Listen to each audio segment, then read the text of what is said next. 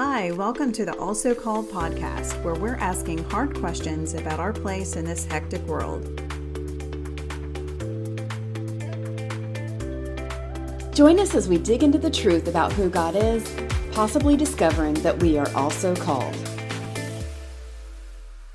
So welcome to the Also Called podcast. In today's episode, we'll meet the women of our recently released book, The Other Disciples.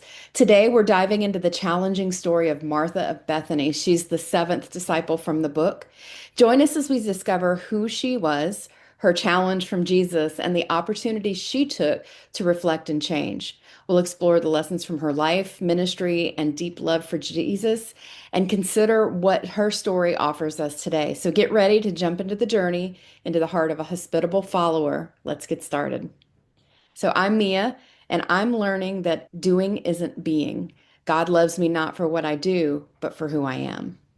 And I'm Andrea, and I'm learning not to use my gifts as a defense.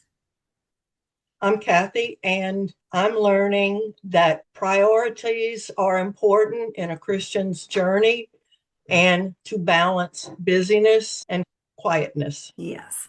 So we are with Kathy Palmer. She is originally from the artsy town of Ocean Springs, Mississippi. She spent 15 years in Denver and is now transplanted with her husband, Ben, back on the Mississippi Gulf Coast.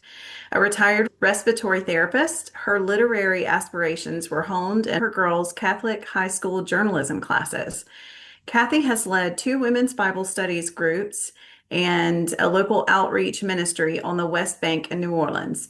Her most significant accomplishments are her 3 adult children and their families. Who is Martha? In my chapter, her story is found in Luke 10, verses 38 through 42, John 11, verses 1 through 45, and in chapter 12, verses 1 through 9. Martha of Bethany. Sometimes people confuse her with the other famous Martha, Martha Stewart, the homemaker. Both appear to have a gift of hospitality, the perfect menu, the perfect cozy home and garden, and a doer. However, our Martha, the one from Bethany, lived over 2,000 years ago, and she's immortalized in the pages of the Bible as a follower and disciple of Jesus. When we first meet Martha, we find her complaining to Jesus about her sister Mary, who's not sharing the responsibility of serving and hosting Jesus and his entourage. So, Miss Kathy, I think I might know a part of this, but what drew you to being a part of the other disciples? Well, besides not being able to say no to Mia, I've always had a connection with Martha, the busy person, the person who was always doing and making sure everybody was fed, was comfortable, was included. And sometimes I missed the important thing. In an event, I wasn't really focused on what the speaker was saying. I was too busy being perfect hostess. So I really identify with Martha. Over the years, I found that, I don't know if it was because working years and years in the medical field made me this way, but I've definitely defined myself as a realist. Martha was a realist. And the clue from that for me was when Jesus called Lazarus, her brother, forth from the tomb. She's like, "But Lord, it's been 4 days. He's going to stink." Well, that was a very realist thing to say in my book. She was all about the practical and doing what needs to be done, sometimes at the cost of her own peace and her own discipleship. Yes, I can certainly relate to that too. I think hospitality can be a spiritual gift, but sometimes I know, like you said, I can use it as a defense at times to not just, it's not just that you're focused on trying to make sure everyone's taken care of, but sometimes it's a convenient excuse not to be involved. Right. Just staying aloof. So, what did you enjoy writing most about Martha?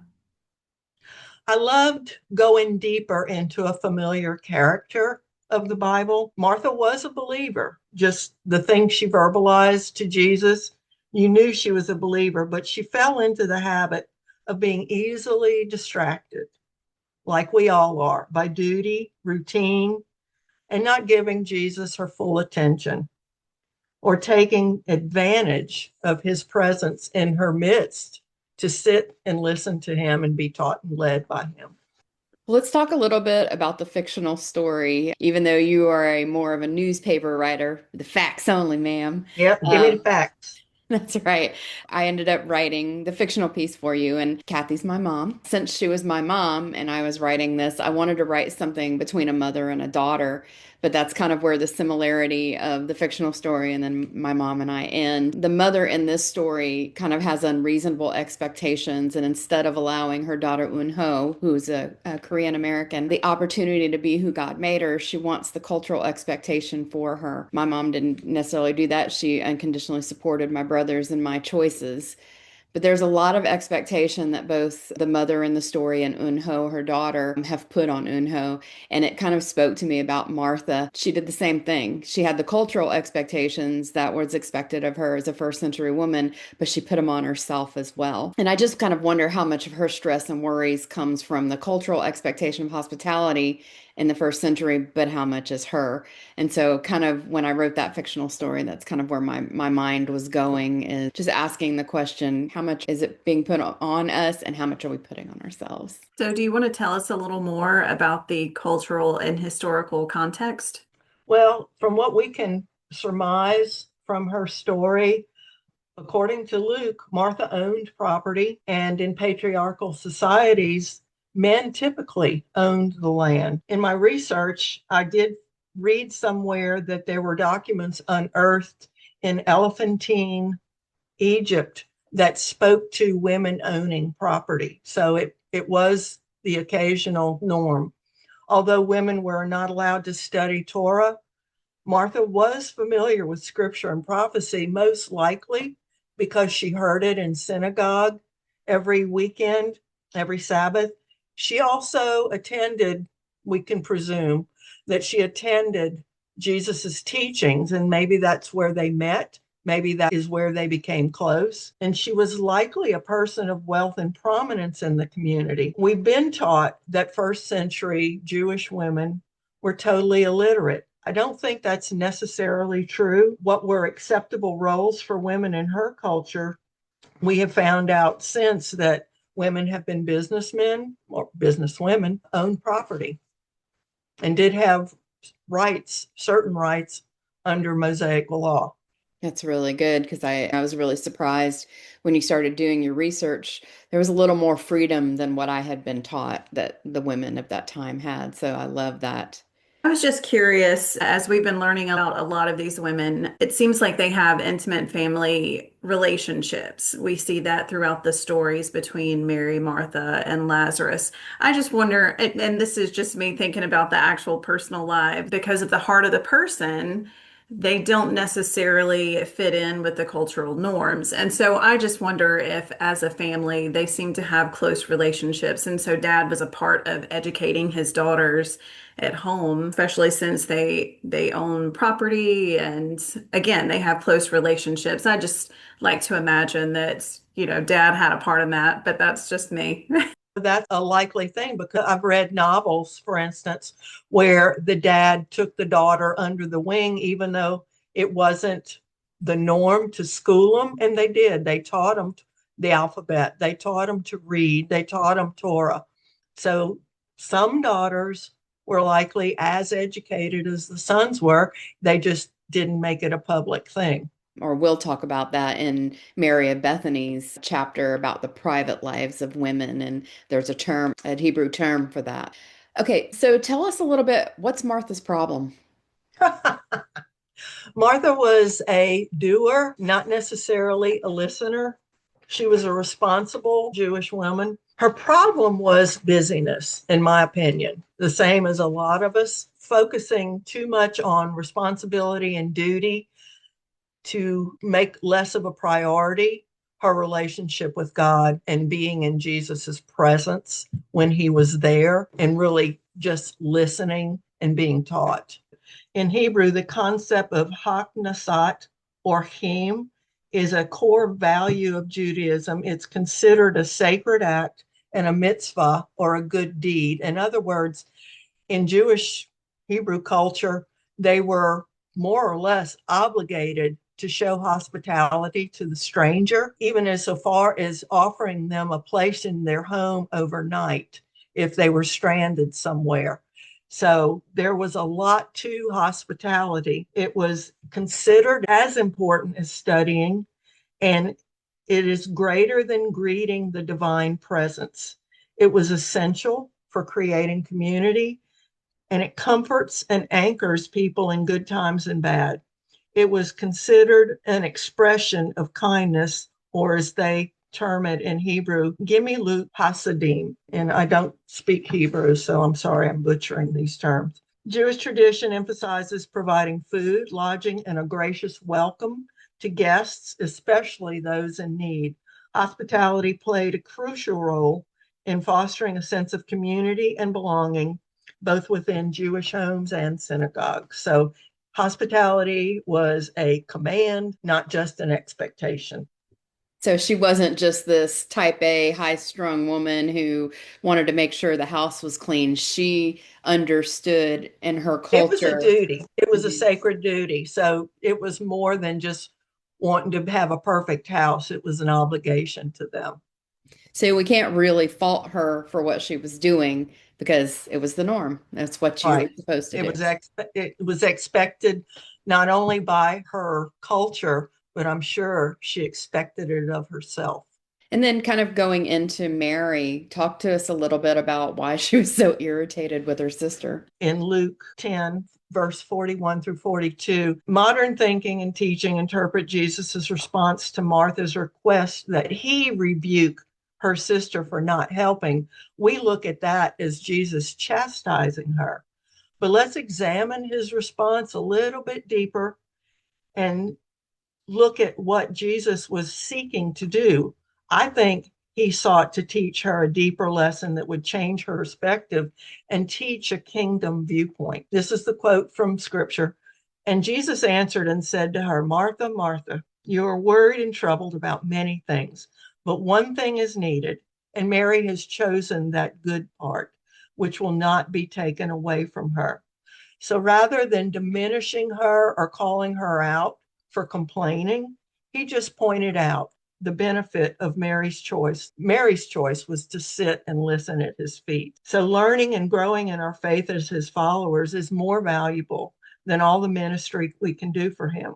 The work will always be there, but becoming more like Jesus by spending time with him enables us to hear him and do the work more effectively. Our capacity for compassion will grow as we become more like him. And I like what you talk about in the book. You said basically Jesus liberates her, and he does for us. He liberates from striving tirelessly and redeems our sinful selves. It also reminds me, I guess we've all heard the saying, you can't pour from an empty cup. And so, as through this season, as we're talking about women and how they're called to different things and back to the spiritual gifts, hospitality is one of those spiritual gifts. So, I love that he's not chastising her for what she may be naturally gifted in. We've talked about the cultural context. It was an obligation, but it could also be what fills her soul and how she's called to serve God. But I love that he points out though, like, you can't pour from an empty cup. So we have to sit at the feet of Jesus and we have to go to God and have that relationship to be able to carry that grace and mercy and the other fruits of the Spirit and share it with others and point them back to God, the source. I love that. That's a really good point, Andrea, as far as like recognizing that might have been her spiritual gift as well. Because if it's not your spiritual gift, you're doing things out of obligation. But even in your spiritual gift, you can do it in the flesh or you can do it in the spirit. And it's obvious if it was her spiritual gift, she was doing it in the flesh at that time, not in the spirit, because there might not have been that bitterness there if she was ministering out I of a call. Or that's a really good point. want to add that Jesus got her to refocus her priorities.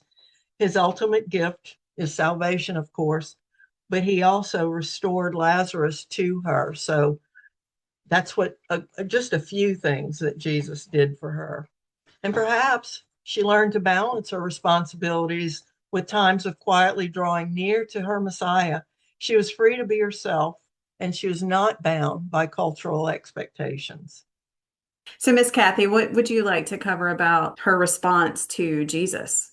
I just feel like she was obedient. We do see her later in a second dinner party setting, the one that they gave when Lazarus was resurrected. We don't see the conflict noted in there between her and her sister. I suspect Mary was still off doing her thing, and Martha was still being the hostess with the mostest. So I just think she learned about priorities, and perhaps she figured out how to be able to do both, because we don't see the conflict mentioned again. I think she learned her lesson, in other words.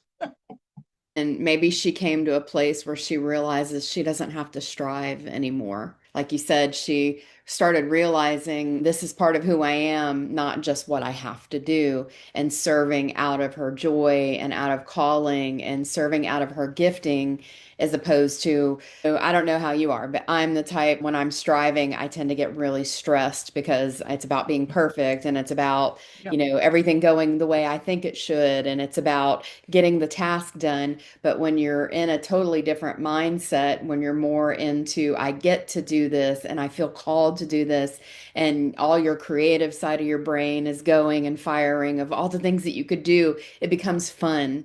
It becomes like participating with God as opposed to feeling like, oh, I've got to serve and I'm so irritated about it and I'm so irritated with everybody else. So that's kind of what I was when I read your chapter. That's where I kind of got, is that she was set free from having to strive.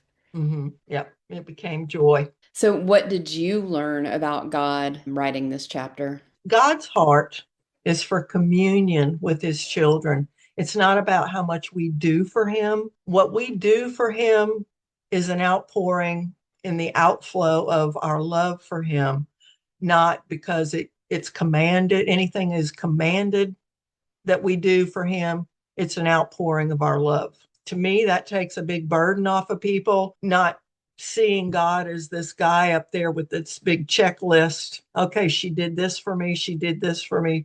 I don't think he's keeping score at all. I think he just takes such joy when we come to him as his children and spend time with him. I tell a lot of our ladies in some of my women's groups that don't like to pray out loud, and I'll tell them, but the Father loves hearing the voice of his kids. Just talk to him. There's nothing you can say wrong to the Father. He knows what's on your heart. I think that's the biggest thing about God. The takeaway that I had about the Father is that he just wants us to talk to him and listen to him. I love that, but I also feel very convicted about what you just said.